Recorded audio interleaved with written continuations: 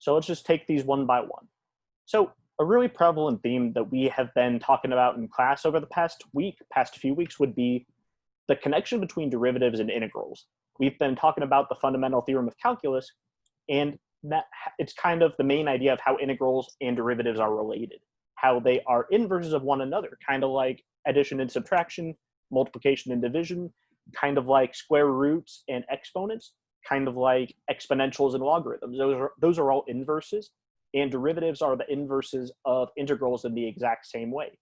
So whenever we're trying to figure out what function is the antiderivative of cosine of x, for example, we just want to ask ourselves, what function do we get when we take the derivative, or what function do we take the derivative of to get cosine? And this one, it's pretty straightforward. We know that the derivative of sine is cosine, the derivative of cosine is negative sine, and then it just keeps going on and on like that. So we want to ask ourselves, well, what function do we take the derivative of to get cosine? And that would be sine. This would just be the sine function.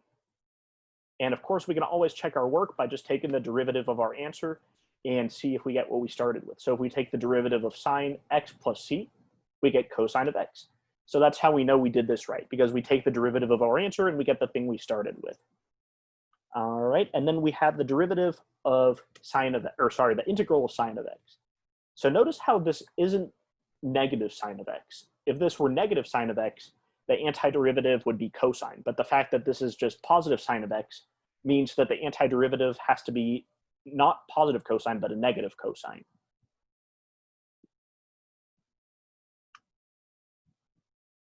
And then we can check our answer here as well. So if we take the derivative of cosine of x plus c, we get negative sine of x. So this is actually going to get us negative sine of x. And then, of course, the derivative of any constant is 0.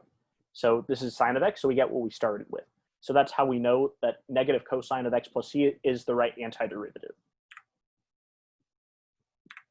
And of course, stop me at any time if you have questions. All right, on to number 3. This is one that you kind of just have to memorize. It's good for you guys to memorize as many of these elementary integrals as you can. They're going to be coming up a lot in the future. So we have the antiderivative of secant squared of x. So we want to ask ourselves, well, what function do we take the derivative of and get secant squared of x? So if we consult a derivative table, or if you have it committed to memory, the derivative of tangent gets us secant squared. And I think you both got that one. Yep, because the derivative of tangent of x plus c gets a secant squared of x, that means that the antiderivative of secant squared of x is tangent of x plus c. On to the next one. So this is another one we just want to have memorized after a while. If we consult the derivatives table, we would get, this would be secant of x.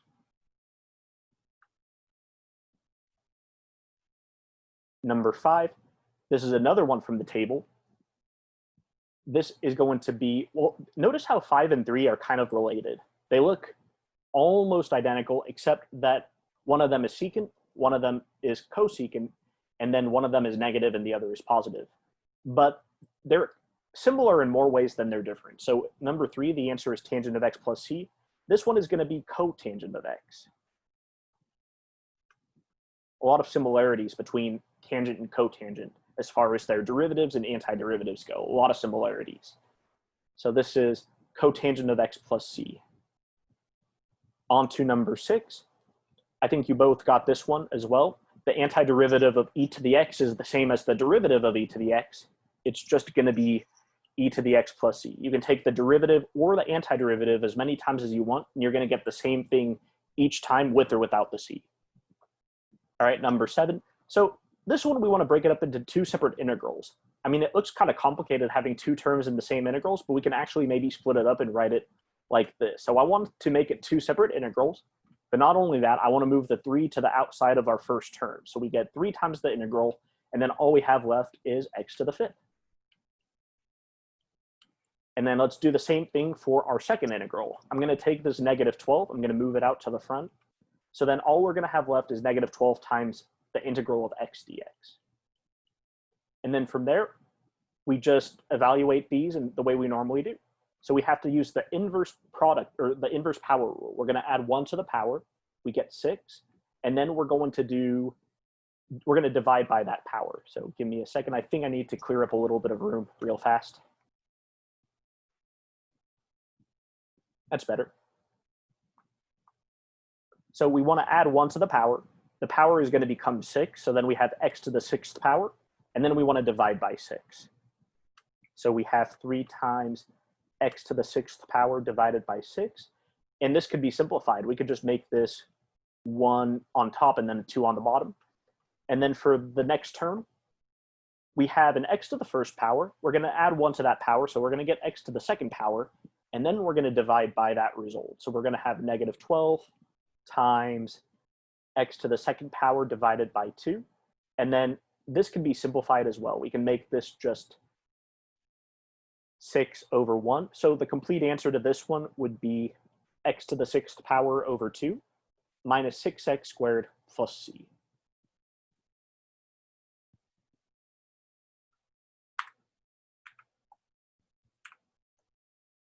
Number 8. So this isn't one where we can just jump in right away and do the antiderivative the way we normally do. We have to write this in a certain way so that it's clear what we have to do exactly, because right now it isn't super clear. So what I want to do is I want to rewrite this so that instead of having this be square root of x, I'm going to make it so that it's just x to the 1/2 power. And now this looks like something we have above. This looks like something that's similar to what we had in number 7.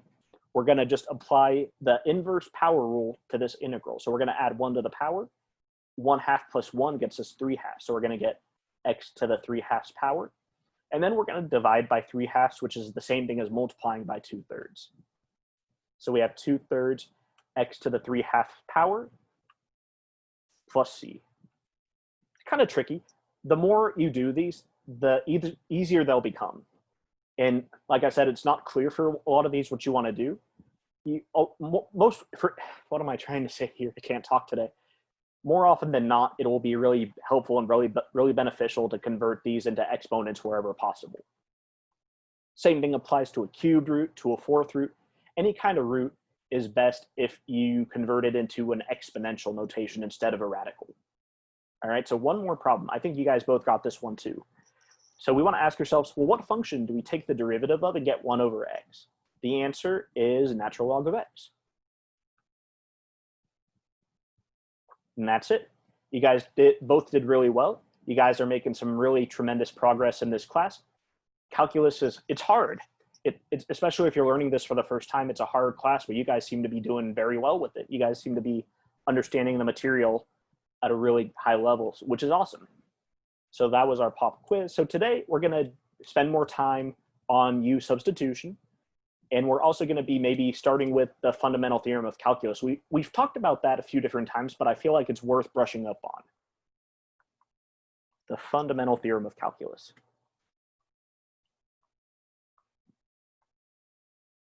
And remember that it's this fundamental theorem of calculus that really establishes the relationship between derivatives and integrals. It's the thing that tells us that derivatives are the inverses of integrals and vice versa. So I have a few examples I'd like to do. We have a function g of x equals the integral of 0 to x, 1 plus 2t dx under the radical, square root of 1 plus 2t dt.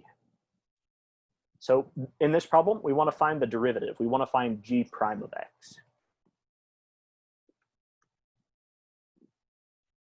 So you might think this one is a little strange. You might think, well, maybe Justin made a typo or something because we have two different variables. We have g of x, we have an x above, but then we have a t in there, and then another t at the end. It doesn't really make much sense.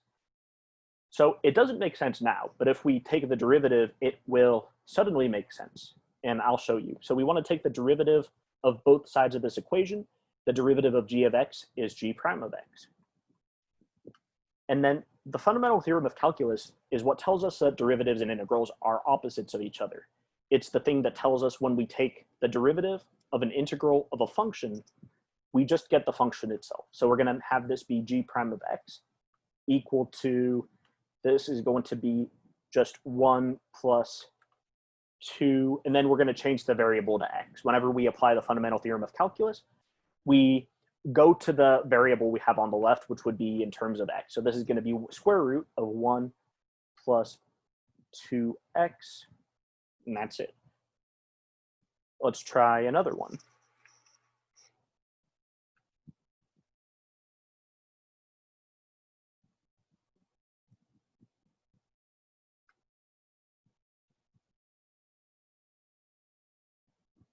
So we have the integral from 1 to x. We're going to call this f of x.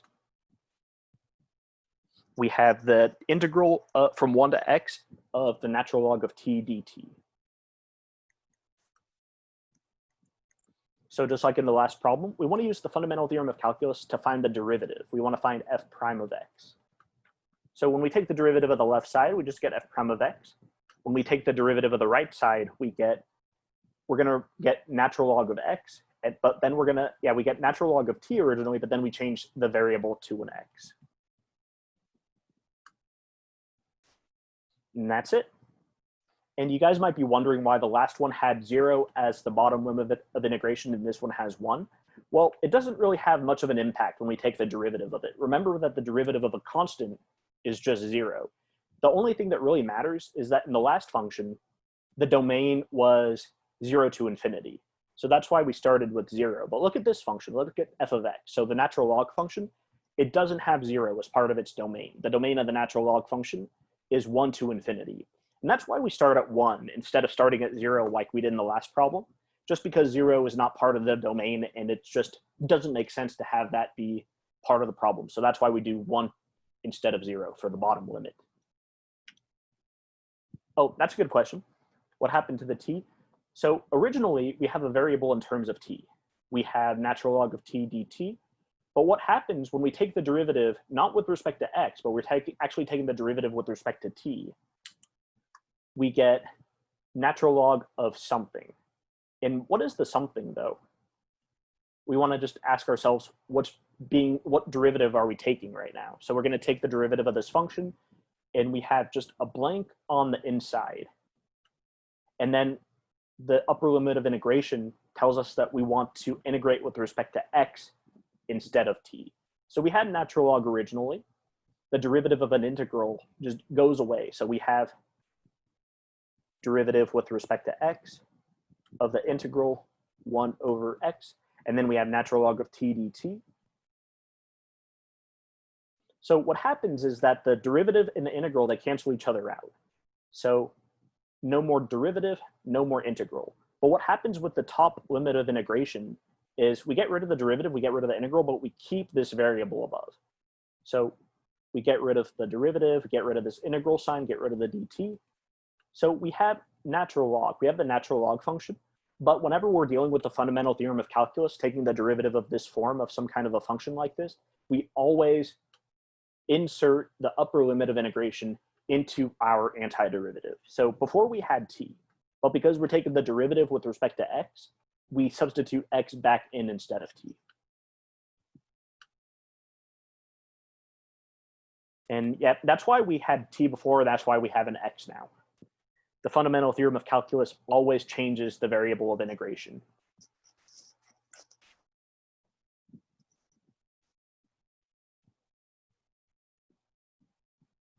Yeah, of course. So let's go back to U-Substitution. It's pretty tricky, and I feel like it's worth spending time on because we want to make sure we have it really down really solid. We understand it really well. So let's say we have the integral of tangent of x dx. And actually, you know what? I forgot. I assigned homework. Do you guys have any questions on the homework? If not, I think we might just go over the whole thing if that's okay with you guys. Do you guys have any particular questions about the homework that I sent out on Thursday?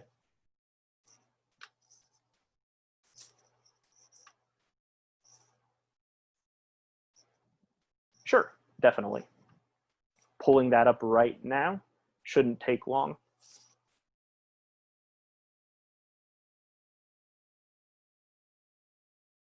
All right, so we're starting with number 1 on the homework. So we have the integral of 5x to the 4th power times e to the times, no, this would be e to the x to the 5th power. So we actually have an exponent of an exponent going on here. And the hardest part about U-substitution is not only understanding when to use it, but understanding what should be U, what we want to set equal to U.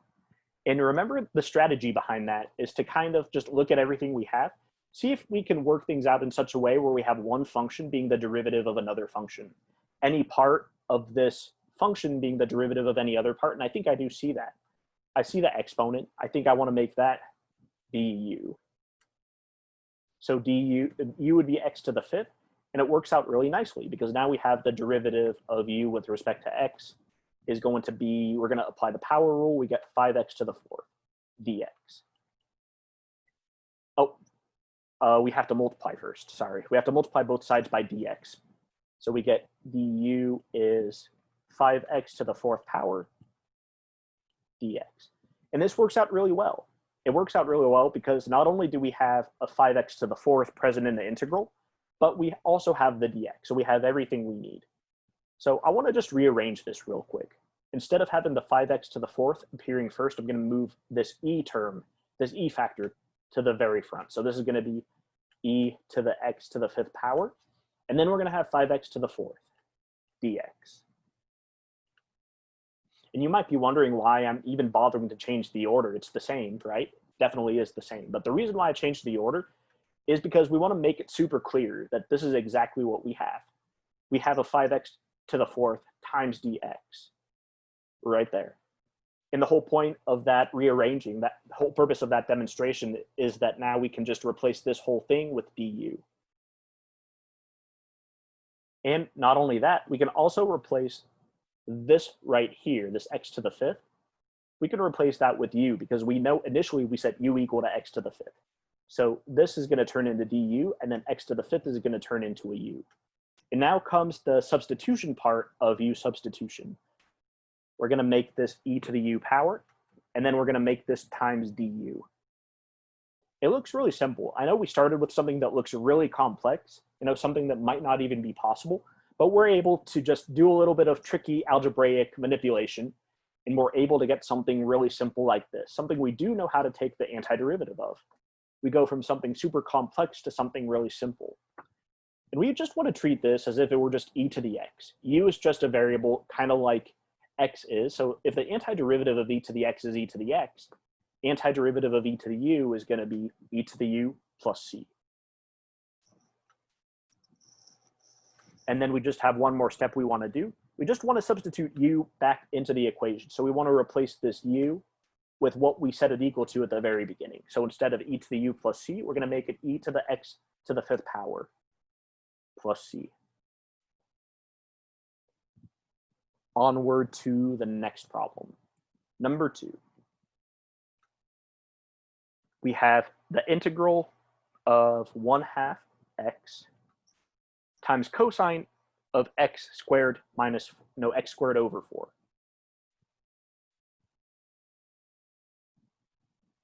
dx. So this is a U-substitution problem. We want to see if we can find just a part of this integrand that happens to be the derivative of another part of the integrand. And I think I see something exactly like that. I think we want to set u equal to this thing on the inside of our cosine function. We want to set u equal to x squared over 4. And then we want to take the derivative. So we take the derivative of u, we get du dx is equal to, we're going to apply the power rule to this. But actually, let's maybe write it a little bit different. Let's make this 1/4 times x squared, because now it's a little more clear what we have to do exactly. So we're going to take 1 away from the power. Instead of x squared, we're going to have x to the 1st power. And we're going to move the 2 out front. We're going to take this 2 and move it out front. So our derivative is going to be 2 times 1/4 x, and then this is just going to turn into x to the 1st power. And to simplify this, we're going to have 2 over 4, which is just 1/2 when we reduce the fraction, we get 1/2 x. So now we just want to multiply both sides of the equation by dx, so we get du equals 1/2 x dx. So going back to our integral, I'm going to move the cosine term to the beginning. Cosine goes right there. And then we have 1/2 x dx. And we know that 1/2 x dx is just equal to du. So let's just cancel all of this out and replace it with du. And then we have this x squared over 4. We originally set that equal to u. So we're going to cancel all of this out and replace it with u. So what we really have here is we have something a lot simpler than what we started with. We have the antiderivative of cosine of u, du, and then we want to treat u just as if it were any other variable like x. So the antiderivative of the cosine function is sine. So we're going to get sine of u plus c, and u happens just to be x squared over 4. So this is going to be x squared over 4 plus c. All right. Next problem, number 3. We want to find the antiderivative of this really complicated looking function. We have 4x cubed plus 3 times the natural log of another function times the natural log of x to the 4th plus 3x. And it's in problems like this where it really pays to understand when you want to use U-substitution and when you might want to use something else. So without U-substitution, I mean, I feel like there are a few different ways we could do this. We could probably we could probably distribute the natural log function to both of these internal terms. And not only that, we can actually rewrite the interior of our natural log function using some of those natural log identities we know from maybe Algebra 2 and pre-calc. We could rewrite natural logs and maybe get something we can integrate that way, but it would take a lot of time and a lot of effort. So it's in situations like this where we just want to do something much easier. We want to use U-substitution instead to kind of spare us from all that, the time and the effort it would take to use another method. So let's make sure that we can use it first of all. So we have, if we set this to be u, du would have 12x squared as one of the terms, and we don't have a 12x squared anywhere. So I think we just want to take whatever is inside of the natural log function and have that be u. So u would be x to the 4th power plus 3x. And then we just take the derivative the way we've been doing so far. Du dx is going to be 4x to the 3rd power plus 3. And then if we multiply both sides by dx, we get du equals 4x cubed plus 3 dx. So this is one part of du. This is another part of du. So I'm not going to rearrange it this time, but notice how even if I don't rearrange it, the math works out exactly the same way. We can replace all of this and all of that with just du. So we don't need this first part anymore. We don't need the dx at the end. We're going to replace both of those things collectively with just du. And then this natural log, we're going to change this into natural log of u.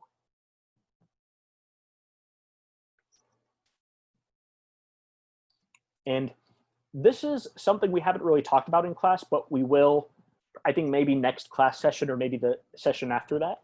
We're going to use a technique called integration by parts to learn how to deal with things like this. But for today's lesson, I'm just going to give you guys the answer to this. This would be x times natural log of x to the 4th plus 3x minus x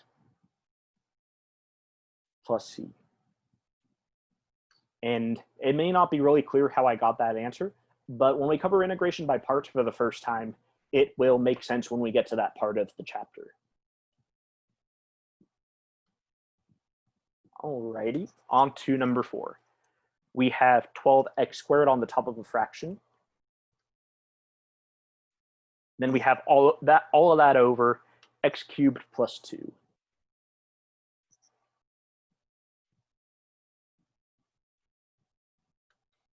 So I want to see if you guys can try this problem.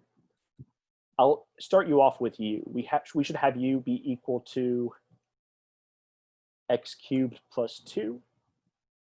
And I want to see if you guys can take it from here. See if you can solve this problem for us. Let me know if you have questions or if you'd like a little bit of help.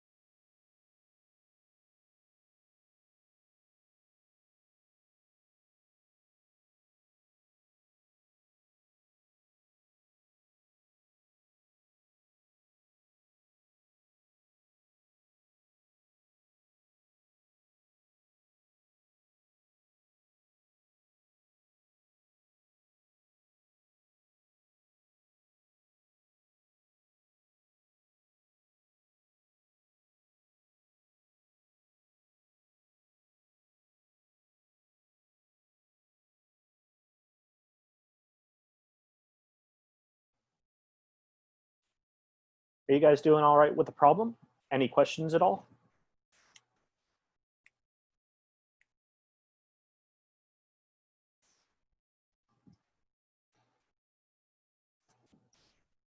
All right, very good. Thank you.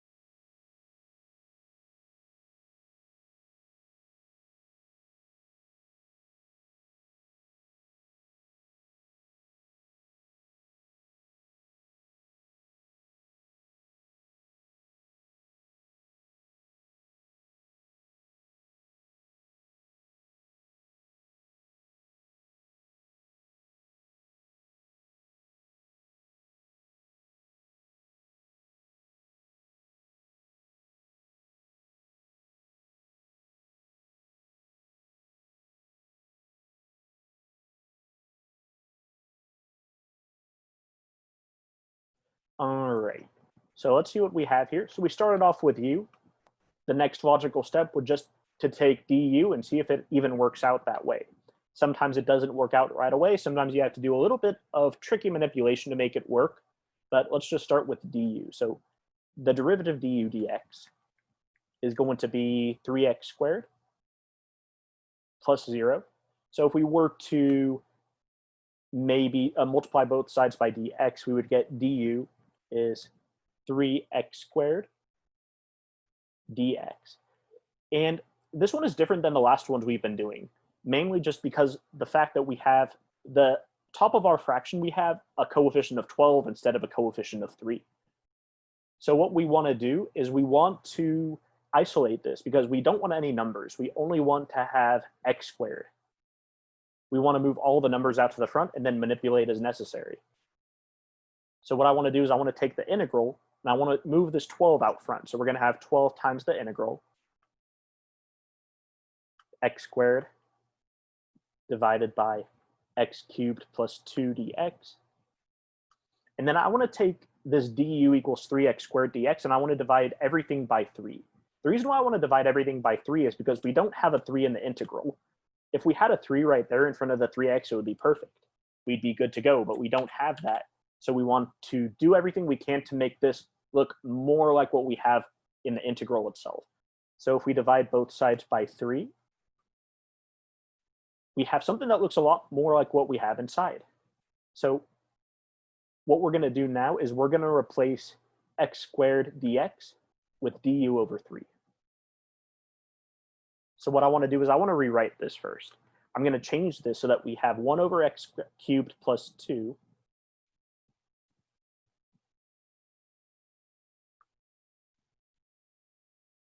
and then from there, I want to move the x squared kind of away from the fraction. I'm going to make this a fraction times x squared dx. And what's the whole point of that? So the whole point of that is because this whole thing right here in the box, x squared dx, is the same thing as du over 3. We can also say that's equal to 1/3 du. So 1/3 du is equal to x squared dx. So I'm going to take everything in this box and replace it with 1/3 du. And then the thing that's really nice about that is we can move the 1/3 out front as well. We can do that with any constant multiplier in an integral. We can always move the number, any constant out front. So I'm going to change this so that we have 12 over 3 times the integral of, this is going to be du. We don't have the 1/3 anymore. We only have du left. It's going to be du over this whole thing, which is u. So we have, this is going to be, well, 12 over 3 is just going to be 4. And if this were dx over x, we know what the antiderivative of that is. We know that the antiderivative of dx over x is the natural log of x function. So this one is actually going to be natural log of u. So our final answer is going to be 4 times natural log of x cubed plus 2 plus c. This one is a lot trickier than the other ones. Oh, that's a good question. So here, let's step back, go back a few steps. So we want to ask ourselves, what function do we take the derivative of to get this? And I want to maybe just do this off to the side with an x instead of a u.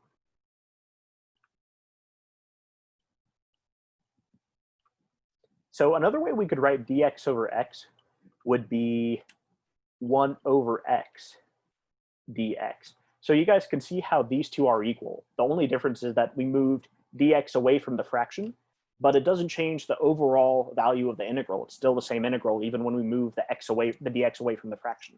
And this is going to be natural log of x. So we know this is natural log of x only because the antiderivative of only because the derivative of natural log of x is 1 over x. So the antiderivative of 1 over x dx is natural log of x, which means if we were just to go from this step down to that step, we would still get natural log of x plus c. So the only thing we're doing in our problem as opposed to this one is we're making it a du over u instead of the dx over x. So we have the 4 is going to stay out front. And then we know from what we've written over here on the side that the antiderivative of dx over x is natural log of x plus c. So this is going to be natural log of u plus c. And then the u, we just want to put the u back in. So we have x cubed plus 2.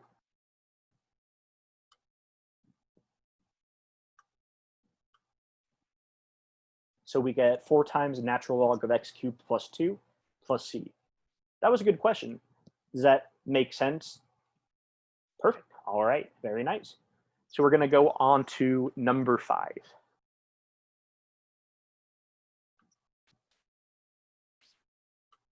So we have some scary looking integral to deal with. We have secant squared of another function. We have secant squared of sine of x times cosine of x dx. And I want you guys to try this problem, see how you do. So just like with the last problem, I want to start off with u. So for this one, we want u to be sine of x.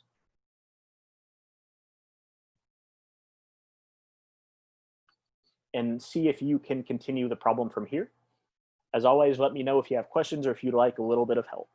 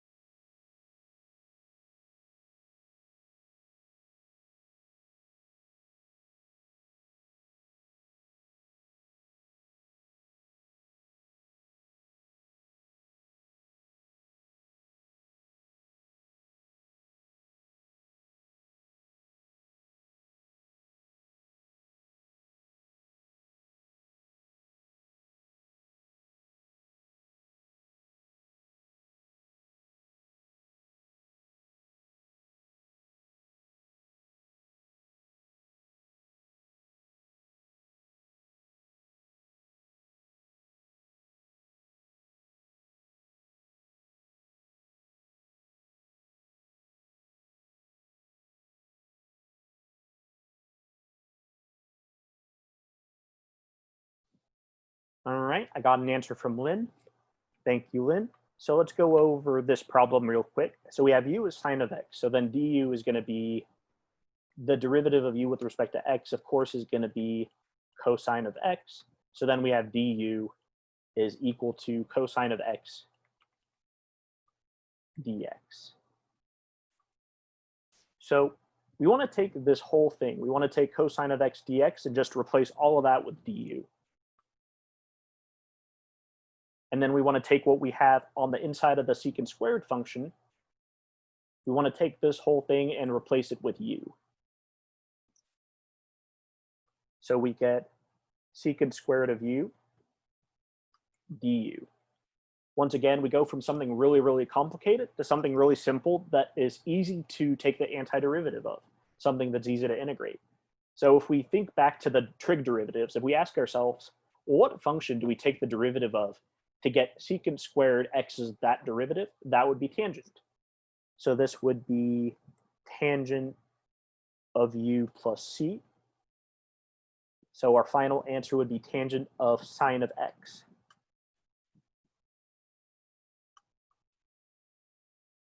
Plus c.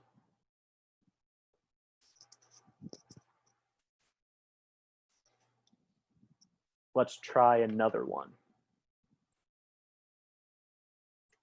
Number 6, we have the integral of 5e to the negative 3 plus natural log of 3x power. All over x. So let's think about this one for a minute or so.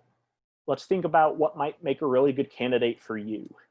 So ordinarily, we're tempted to just go and see whatever the inside function is and make that be u, but it doesn't always work. In this case, it just might work. Let's find out. So let's set u to this exponent. We have an e to some exponent, some power. We're going to make this entire power our u function.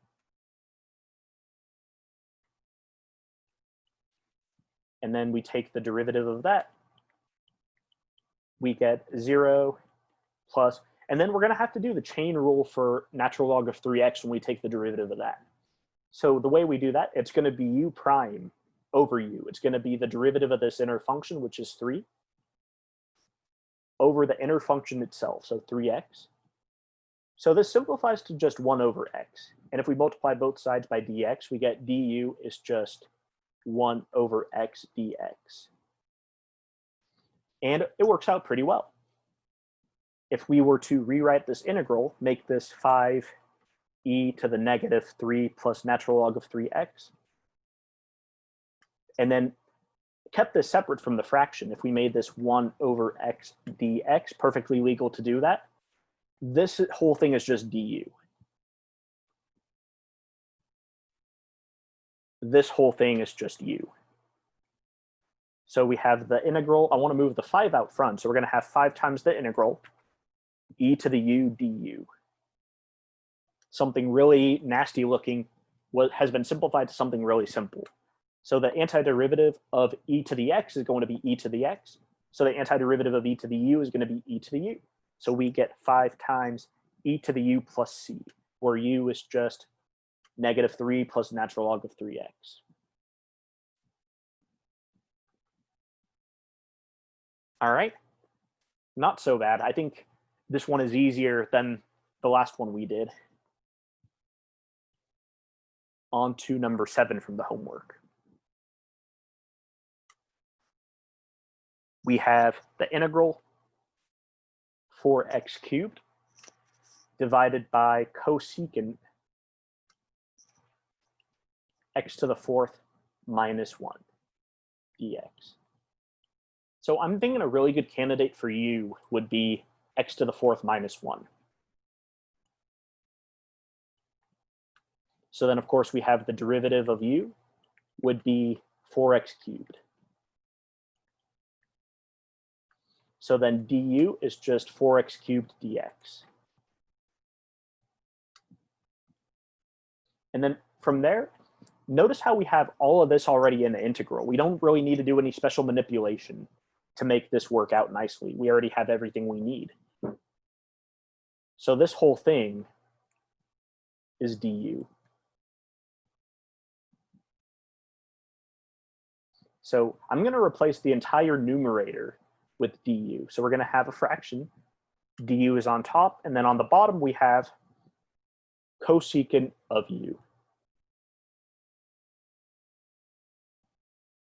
And then this seems really tricky. We're going to need a little bit of strategy to talk our way through this one. It's going to be a little tougher than the last few that we've been doing. So we have to know our trig really well in order to be able to manipulate this effectively. So we want to see if there are any of those trig identities that'll help us out a little bit, and I think there are. I think there's a reciprocal identity that would be really helpful in this situation. We have an identity that tells us 1 over sine of x is cosecant of x. That's just one of the reciprocal trig identities from pre-calc, from algebra 2, whenever you've last seen these identities. So what we want to do is maybe just take the reciprocal of both of these, so that this is not going to be 1 over sine of x, it's going to be sine of x. And then this isn't going to be cosecant of x, this is going to be 1 over cosecant of x. And the reason why this is such a useful thing to use is because we can take this entire integral and just rewrite it so that we have du times sine of x. We're going to just replace this 1 over cosine, sorry, we're going to replace the 1 over cosecant of x with just plain old sine of x. So this is going to be 1 over cosecant of u du.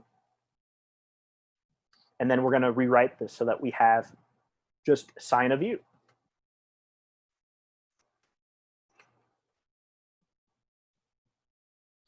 These tend to be really tricky if you don't have a lot of the trig identities memorized. And it took me a long time to memorize them. It took me longer than I care to admit to have all these memorized, but they're really useful to have in your arsenal. So we've gone from something pretty complex looking to something really simple that we know exactly how to integrate. So we want to ask ourselves, what function do we take the derivative of to get sine of u? Well, you might be tempted to think cosine, but that's not quite true, because if we take the derivative of cosine, we get negative sine. So that means if we make this a positive sine, and we take the antiderivative, it has to be negative cosine. When we flip the sign on this one, we have to flip the sign on the other one as well. So we're going to make this, the antiderivative of sine of x is negative cosine of x. Or in this case, it'll be u. So we have negative cosine of u minus 1 plus c. So another pretty challenging problem.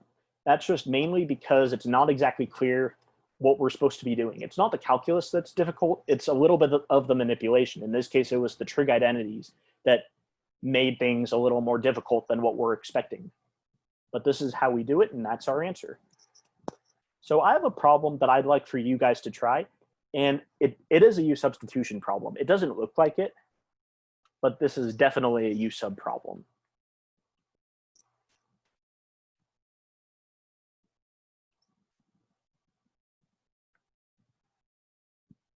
So this one is pretty challenging because it doesn't present itself in a way that we're used to seeing. We're used to seeing an outer function, we're used to seeing an inner function, we're used to seeing the derivative of the inner function somewhere present in the integral, but that doesn't really happen here. But we can still use U sub, but it may not be in the way you're expecting. So I'd like for you guys to try this out. I know it's much harder than the ones we've been doing so far just because there are extra steps involved, but I'm curious to see what strategies you guys might find useful. So let me know if you'd like some help, if you have any questions. I want to see if you guys can find U first.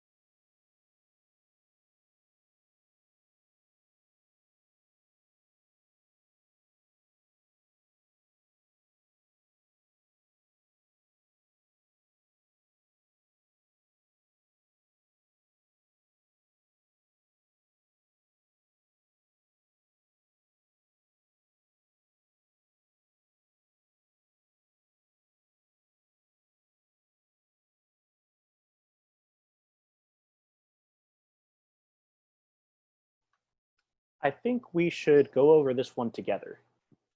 So, like I said, it is definitely a U-sub problem, even though it doesn't look like it. So we're going to have a situation where we can see a clear outer function and we have a clear inner function.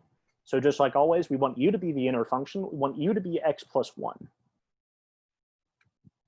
So then we have the derivative of u with respect to x is just going to be just 1. So then we have du is dx.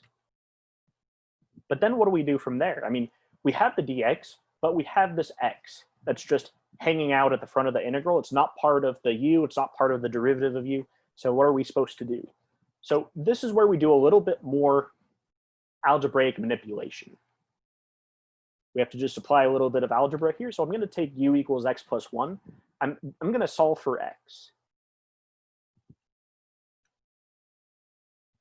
So when we do this, we get x equals u minus 1.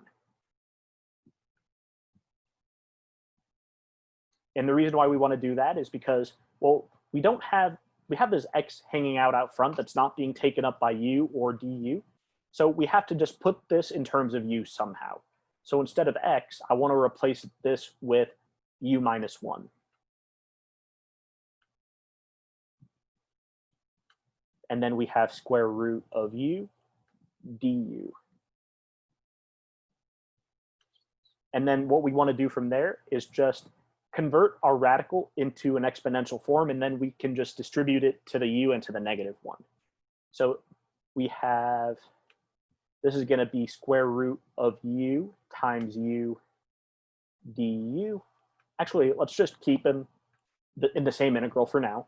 And then we're going to have just negative square root of u.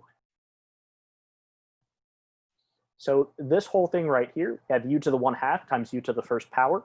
So if we combine these together, this is just going to turn into u to the 3/2 power. And then we want to take the square root of u and then convert that to exponential notation as well. So square root of u is the same thing as u to the 1/2 power. And then I want to see if you guys can finish the problem from here. We have u to the 3/2 minus u to the 1/2 du. I want to let you guys finish the problem.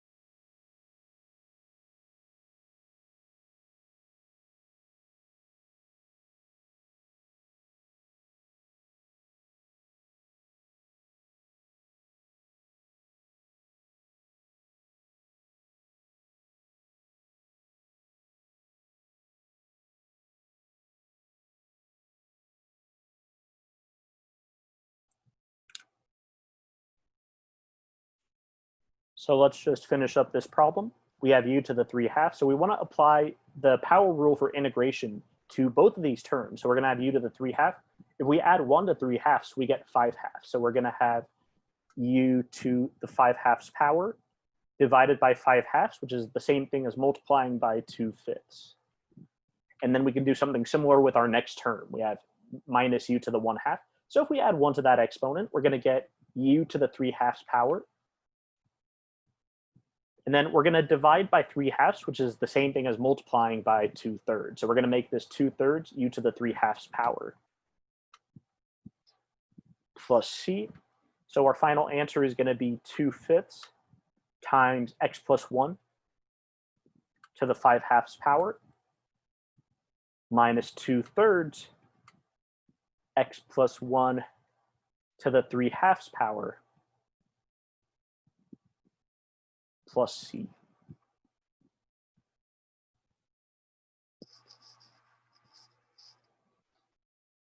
All right, I want to maybe do 1 or 2 more integration by substitution problems with you guys.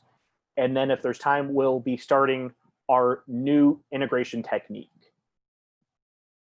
So this next one is going to be another U-substitution problem. We have, this is going to be cosine of x divided by sine squared of x.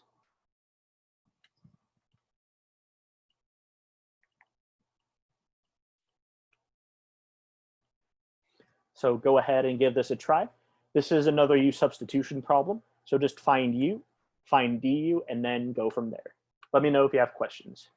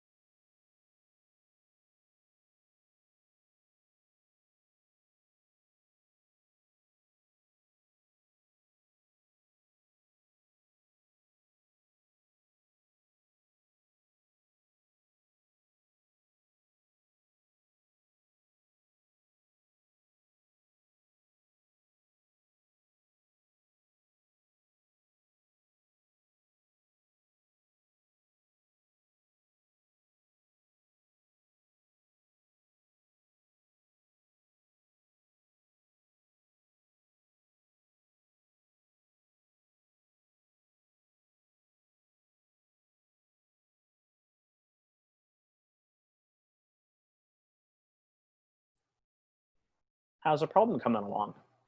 Let's just make sure that we're on track with the right u and the right du. So for this one, we see that we have u to the second power. We have sine to the second power, so u should just be sine of x.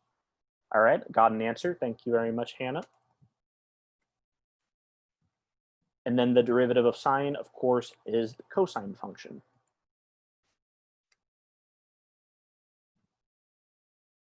So we have this entire thing in the numerator equal to du. And we have this entire thing in the denominator equal to u squared.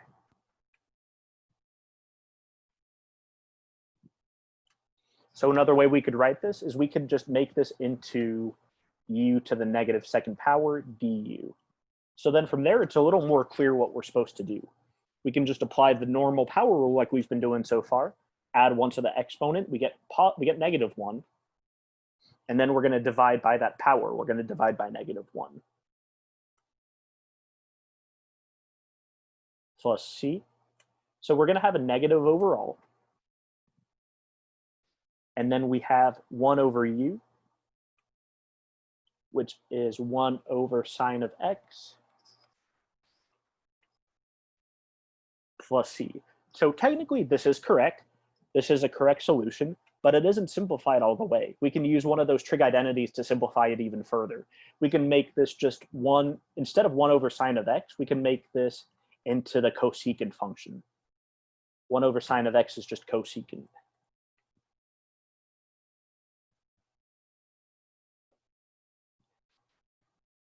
All right, so like I said, I have the impression that you guys have a really good understanding of this material. You guys seem to understand U-substitution pretty well. Not only setting up problems correctly, but choosing U, being strategic in what you should have be U, what you should have be du. Seems like you guys have a really good understanding of that. So let me ask you guys, are you okay if we move on to the next topic? We're going to be starting integration by parts, or do you want to do more U-substitution? Definitely up to you guys what we do next. We can either review U-sub a little more, or we can get into something new.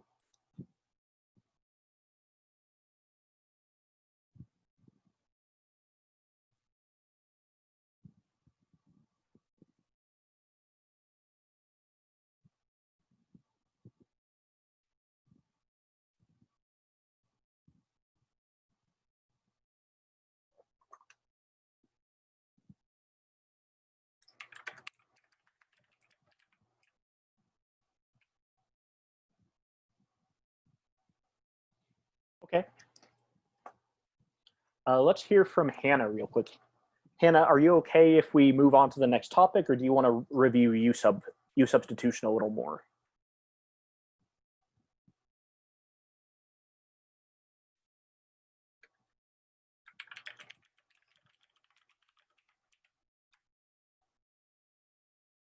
All right, very nice. So this next topic we're going to be covering is just another technique for integration.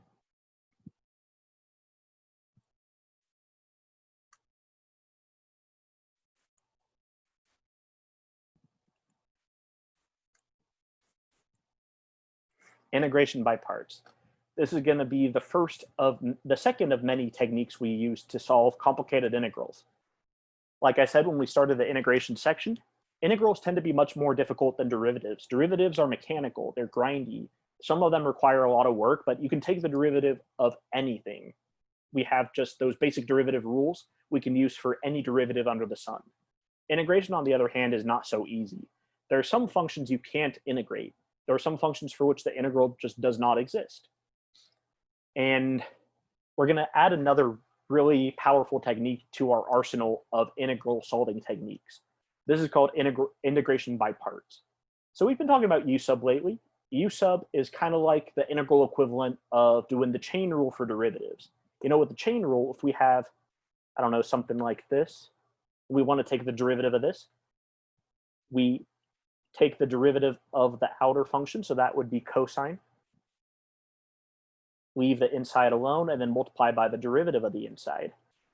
And then for U-substitution, we would have this be u, we would have this be du, so we would just have cosine of u du. So that's how substitution is related to derivatives. It's the inverse of the chain rule. Integration by parts is kind of like the inverse of the product rule for derivatives. So let's just review something real quick. Let's say we have e to the x times sine of x, and we want to take the derivative of this. So we have to use the product rule. We're going to have the derivative of the first thing times the second thing plus the first thing times the derivative of the second thing. So we have the derivative of the first times the second plus the first times the derivative of the second, which is cosine of x. And that's a review of the product rule for derivatives. Integration by parts is the inverse of that product rule. So we're going to be dealing with something like this. Let's say we have x times sine of x dx. And this is one of those problems where the things we've learned so far won't really help us all that much. This isn't in an integral table. It isn't like super common. we don't have any situation in which U-substitution would be really helpful. It wouldn't be too much help in this situation. So whenever we have something that looks like just one thing times another thing, a product of two functions, that's when integration by parts becomes really useful to us. So I'm going to move this down a little bit. And I want to go over just the general definition of integration by parts. Suppose we have the product of two functions, f of x, g of x.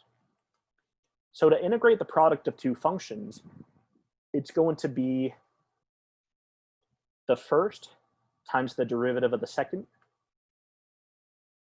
Well, actually, I guess the more conventional notation would be something like this. Instead of f of x and g of x, u and v tend to be the notations that most of the textbooks go with. So we're going to just stick with that one. So we have u times v, and u and v are just any old function. So this is going to be actually u dv.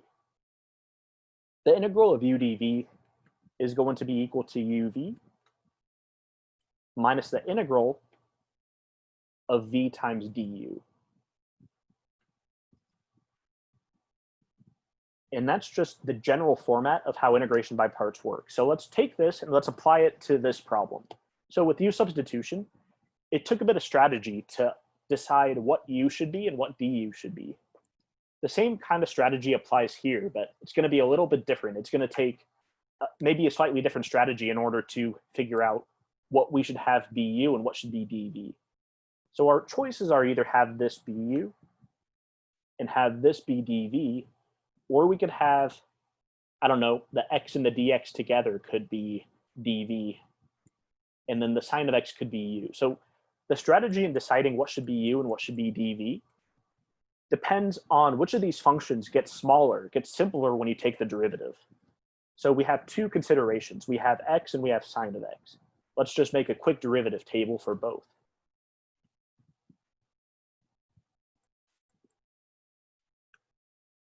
So when we take the derivative of x, we get 1.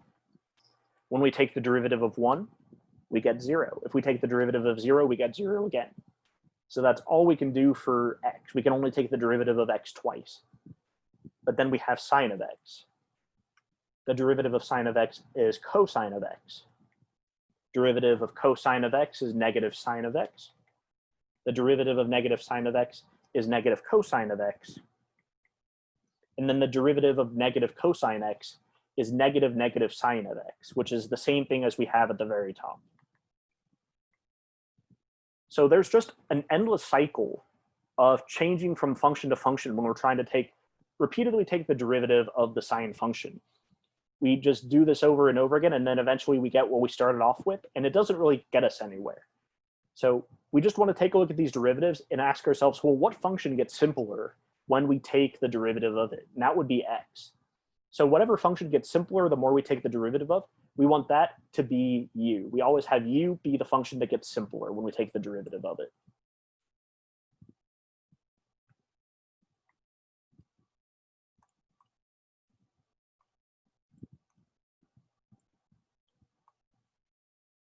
So we're going to have x be our u. And we're going to have sine of x dx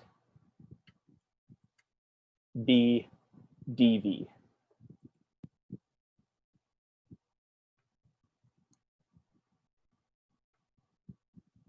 And it's just the fact that x gets simpler when you take the derivative of it that tells us that that is what we should have u equal to.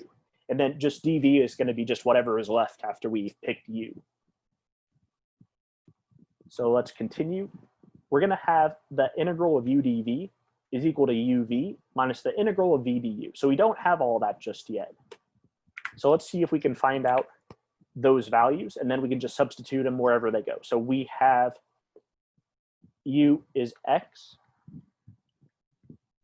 which means du is just going to be dx. And then we have dv.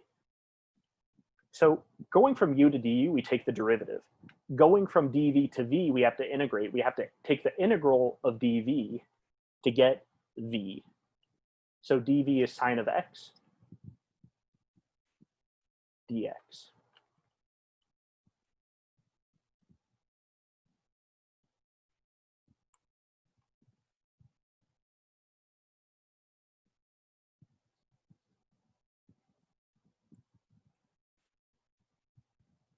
So we have to just quickly integrate dv and see what we get. So we want to ask ourselves, what is the antiderivative of sine of x dx? Well, that would be negative cosine. So if dv is sine of x, then v, we're working backwards. We get negative cosine. Or actually, we don't have the dv anymore. The dx only exists in the dv. So now let's go ahead and substitute everything we have here. So this whole thing is going to be equal to uv. So uv is going to be, u is x, v is going to be negative cosine of x. That's u, that is v. And then we have minus the integral of v times du.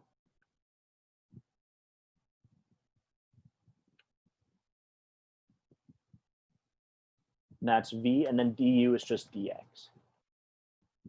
So all we did was a little bit of substitution, and we went from something we don't really know too much about, something that looks pretty complicated to integrate, to something that is fairly simple, fairly straightforward to integrate. So let's simplify it a little bit first. Let's make this negative x times cosine of x. And then this is going to be, we have two negatives, which makes it a positive. So we're going to make this plus the integral of cosine of x.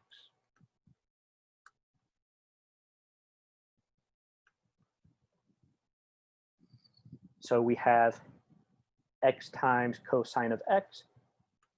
And then the antiderivative of cosine of x is just sine of x. So this is going to be negative x cosine of x plus sine of x plus c. Or if you want to make it look a little nicer, you can put the positive term first. We can make this sine of x minus x times cosine of x plus c. And as with all integrals, we can check our work just by taking the derivative of this and see if we get what we started with. So if we were to take the derivative of sine of x minus x times cosine of x plus c, well, let me clear off some space a little bit.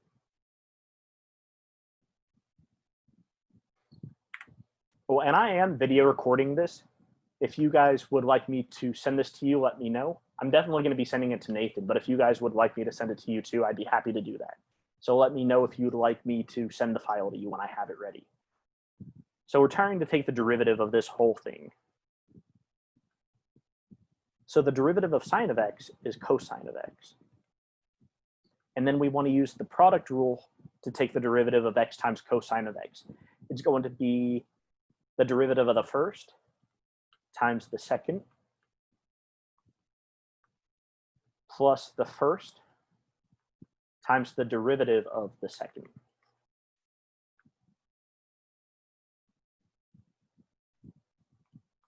So this is going to be cosine of x minus cosine of x when we distribute the -1.